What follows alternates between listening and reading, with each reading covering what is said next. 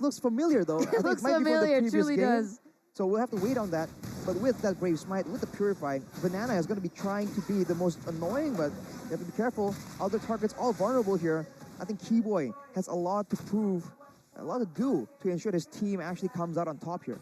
I want to know what's going to happen when the Bane doesn't rotate mid, right? Because the mid lane control is definitely in favor of Onic, and here you go! Oh, Naomi flickering out. Clay with the puppet trigger. Oh! With the hook here. Keyboy forced to use the flicker early. Does not matter. Clay with the first blood. RRQ strikes first in this game. You gotta respect that Franco Iron Hook threat, man. Don't walk too close to the turret, especially this early on in the game. With that bit of advantage right here, it's not a big deal just yet, but look at CW trying to make an aggressive play. Shaman Force already. Now, Naomi came just in time to be that big brother presence. Though, top side, take a look. Means that with Franco bot side, it adds more pressure towards RRQ. Perhaps they do not want to contest this turtle. Ooh. You see that actually Skylar gets left alone in the bottom. It's gonna be a free turtle for Onic, and in the bottom side, oh, the hard guard is being used. Oh, very low. CW, what a catch by Keyboy. Good night, Skylar. Keyboy with the clutch rage and revenge. RRQ. Well, Onic equalized. Yeah, they're trading back here, and taking a look at the talents prediction is going to be 4 for Onic, 2 for RRQ. And you can hear the crowd just really chanting for Papulong there. It's a fun fact that he's never voted for Onic before. He never votes for the majority, man. For the ones that you think are gonna win. But look at RRQ. You talk about team fights, they seem to be trying to go for pickoffs. 2 focusing marks on their composition, and then 2 quantum charges just to ensure that they can actually kite back away from all this dive. But wouldn't that be enough? Rotation. What a deny rotation there from Keyboy, which was, the timing. Onic was there, and Persik was without cover. Gets taken out. The kill pressure once again, right? Onic, they practically win all these 3 lanes, and they're able to make the most out of it so far. 1,000 gold lead. What is the lead looking like in terms of the items? So far, nothing significant, nothing too crazy has been built up, but the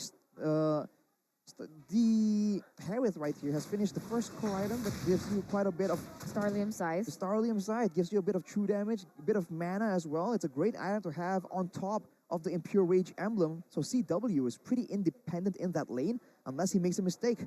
And for Skylar, he has a Fury Hammer, but it won't really be enough just yet. Oh, this is the duo. This is the one I'm talking about. The armor shred and the physical attack. Bounce, well, luckily for Uranus, the hard guard was there, but if not for the Angela, he was insta-shredded there top side on it with a 1,500 gold. We now look for the turtle tech. Let's see here. RRQ, will they be able to contest this time? And look what they did. They used up the hard guard before the turtle fight, so it won't be available in the next few seconds. Keep your eyes on Keyboy. He might be looking for something right now. See here, it seems like Naomi still looking for an opening. Persik not in position, not in prime position, but Keyboy is in prime position to catch Persik. Again, if Persik gets taken out twice already in this game, and it seems like they still want more here. Keyboy zoning Skylar out on his turret. CW will find extra gold this time. 4-man rotating. Oh, with the cancel. Nice. Dreon now trying to pull Skylar out. Forced to use use the flicker. Skylar in the Bruce fashion doesn't really connect. Again, Onic winning the trade. They're still going for it here. Gonnie, they're diving! Flicker pull. Skylar, Naomi gets taken out. Skylar will be next on the chopping block as well as Clay will be out with the flicker. But there you go, 2 members taken out, plus the turret. 3,300 gold lead in the first 5 minutes. Full objective control, full map control here for the side of Onic. And they are putting RRQ in a tough position.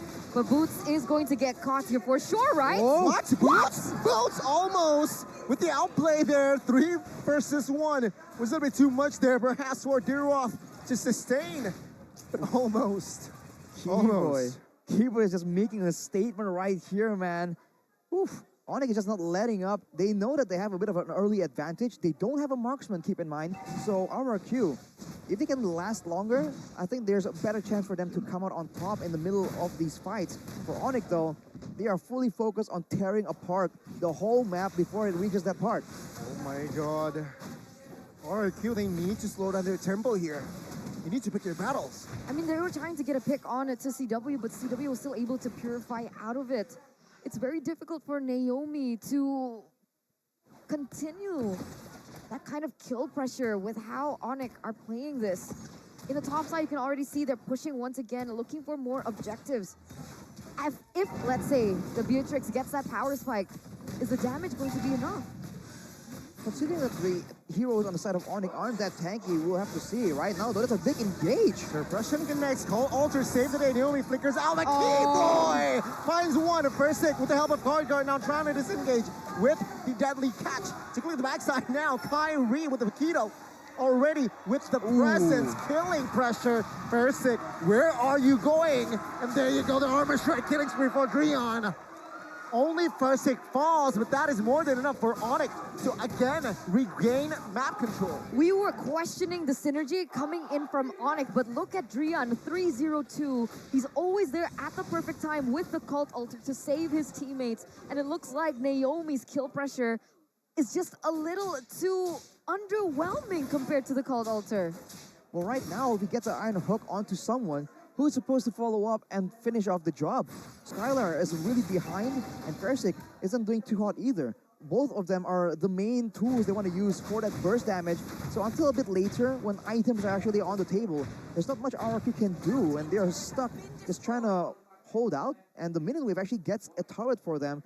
So all things considered, not the worst of situations.